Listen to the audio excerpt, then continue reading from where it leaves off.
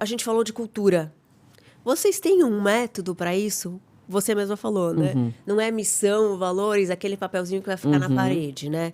Mas como que eu crio uma cultura? Bom, algumas empresas já têm isso, as maiores já têm isso muito claro. Então, a missão, a visão e os valores foram criados em conjunto com a equipe, não é uma coisa que vem uma consultoria de fora e fala qual é o seu talento, né? Então, a gente juntos vai olhar e vai dizer, bom, o nosso talento, a nossa missão, como a gente muda o mundo com o nosso produto e serviço, é assim, né? E aí, ESG passa muito por isso, porque passa por esse desenho que é feito de forma colaborativa com o time, não é? E as pessoas querem saber a relevância do teu negócio. O que gera de impacto para o mundo, para as pessoas. Por que o consumir o seu produto vai ajudar a construir um mundo melhor? Vai fazer sentido, sabe? Ou é alguma coisa que não precisava existir.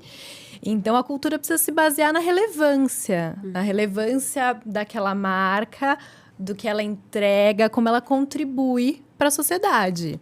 E ela precisa ser revisitada de tempos em tempos, porque o mundo se transforma, evolui, e a gente precisa ver se a gente continua nesse mesmo caminho da relevância, da responsabilidade. E aí, em todas as suas frentes. As minhas pessoas estão aderentes àquela cultura, se elas compreendem como colocar em prática em tudo que elas fazem, porque... Beleza, se estabeleceu a cultura, a missão, visão e valores. Os colaboradores precisam saber colocar em prática. Numa forma de se comunicar com uma outra área, de enviar um e-mail, de lançar um produto, de criar uma campanha de comunicação. Como vai... Que pessoas eu vou trazer para minha rede? Então, se eu vou fazer um evento de lançamento de um produto, quem que eu vou botar no palco para falar? Essa pessoa combina com a nossa marca? Enfim, em toda e qualquer interação, se eu vou criar um script de atendimento, um processo novo, enfim, qualquer etapa desse processo precisa combinar com essa cultura. E isso é fazer sustentabilidade na prática. Por isso que não é uma coisa apartada. É uma coisa que está, de fato, no dia a dia de todas as pessoas. Em todos os processos, né? Sim. 100% deles. Tudo tem que ornar, né? Se Tudo não tem que orna, ornar. não funciona. Então... o colaborador... Tem gente que presta para um negócio e não presta para outro. Então, eu vejo que, às vezes, tem um colaborador que é muito bom, mas ele está na área errada. Ele está alinhado com missão, visão e valor. Mas o talento dele não é para aquele ofício, é para outro. Então, o líder também tem esse papel de dizer, essa pessoa está alinhada com nossa missão, visão e valor. Mas os pontos fortes dela fariam-na performar melhor neste outro lugar.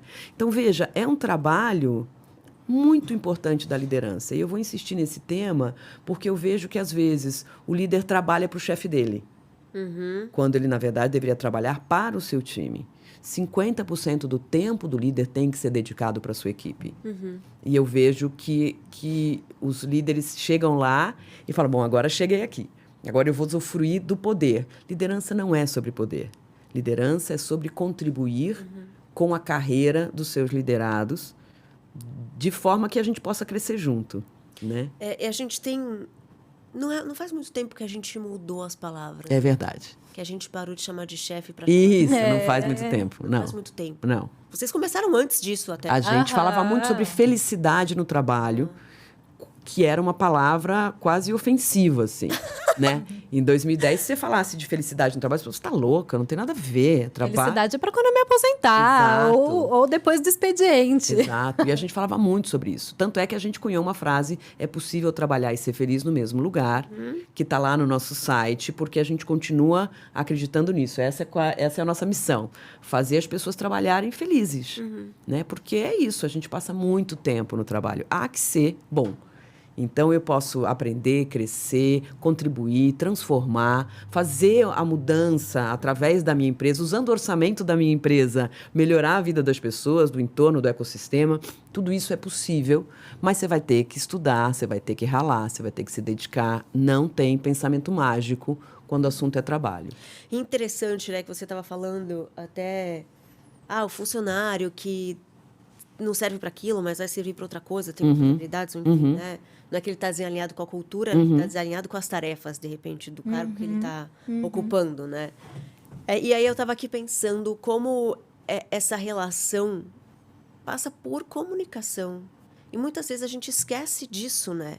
Exato. E a questão é comunicar. Exato. E aí a coisa começa desalinhado, né?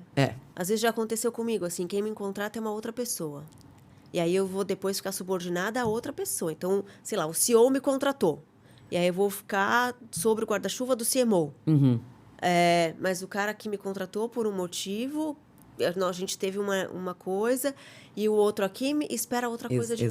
Exato. Cara, isso é uma loucura. Comunicação é fator fundamental para as coisas darem certo. A gente sempre fala isso. Projetos atrasam, orçamentos estouram, porque as pessoas não se comunicam bem. E aí a gente sempre cita o Mia Couto, que é um escritor moçambicano, ele fala: nós nunca construímos tantas estradas, mas nunca nos visitamos tão pouco.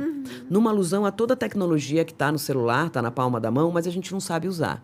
Então, assim, as pessoas acham que comunicar é mandar um WhatsApp, mandar um e-mail, ou até dar uma aula. Não é isso. Né? Muito mais, é para que você quer aquilo, qual o objetivo, que palavras você usa. A gente, infelizmente, por causa do fato das pessoas estarem lendo cada vez menos, perdeu a fluência verbal e escrita em muitos aspectos, algumas nem ganharam, mas quem tinha está perdendo, porque está usando muito o celular, e tudo fica abreviado, e tudo fica subjetivo, e a comunicação ela tem que ser objetiva e clara.